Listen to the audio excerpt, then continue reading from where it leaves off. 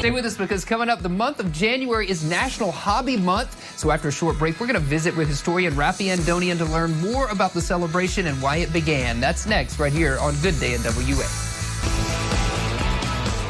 Well, new year, new hobbies. The month of January is National Hobby Month, and celebrity historian Raffi Andonian is here to share some history behind it. Hey, Raffi, good to see you. Good to see Raffi. Yeah, great to see you. My hobby is to come on TV, right?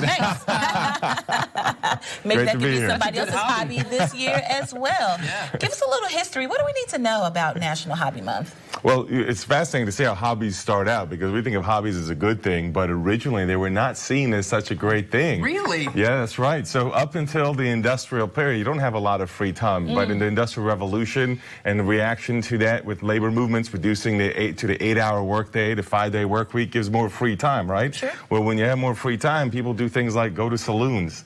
Not exactly something I see very well. But also the rise of amusement parks and theaters is happening around the same time in late 19th, early 20th century. Sure. And there's a magazine article that comes out in that period that says that if everyone had a hobby, then we would not have so much crime. So that's when it starts to kind of help shift to see hobbies as potentially something that could be positive, productive. You're looking down upon the passive stuff and looking more up, kind of upholding stuff that's actually enriching yourself. That's right. That's right. Idle hands are the devil's playground, my grandma used to That's say, right. So That's a great example of the carry of that kind of thinking. That's right. Yeah, absolutely. So what hobbies did you bring with us to share today? Well, of course, we have the classic, right? The chessboard. Right. But you know, I don't know how to play. Yeah. Oh, you got to learn. It is complicated, though. Yeah, it's actually very complicated, but a great example of one that could be looked up upon, because, you know, you think of it as just working my brain, right? Yeah. Right. Puzzle the same way, right? Yes. Uno Classic. is a classic, fun one to play. And of course, since I'm a history guy, I brought some history trivia cards here that you could end up having some fun with, right? Look, open those. We want to see those. Yeah. These are educational. These are educational. You can see they're pretty old. I have them from old school. It actually got handed down to me from my family, believe it or not. Uh-oh. Jackie, you going to ask a question? I am. Like we should put the historian knowledge Let's see to what it says. Yes. That's a... That's right. These are all very political. They kind of are. But it's a good example of learning, right? That's a... I don't know. Okay. We don't know. We'll have to go through all of them to find which one, right? Okay. I think this one is okay. Let's talk about the Mayflower Compact. What was its purpose? I'm not sure. We have stumped the historian. Yes, it's a document. Yes. I'm not sure. Yeah, it's a document. Yeah, I'm not sure what the actual purpose of the document is. But see, these are great. It shows that even I can learn. Now, this is a great example that, you know, hobbies.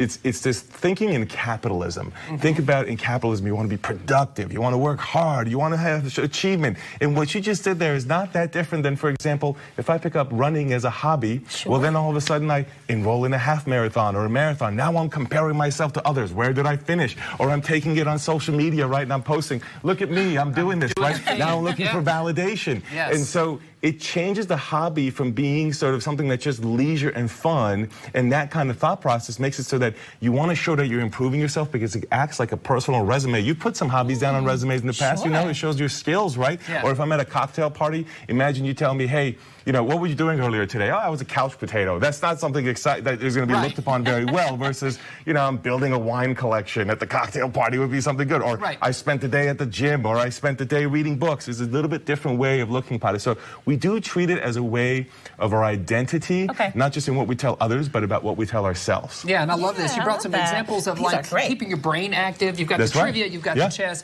Obviously, these other activities are great for involving more than just one person. So it's like a family thing. That's right. That's right. I'll tell you real quick, one hobby I developed, though, that maybe I'm not so proud of during the pandemic was TikTok. That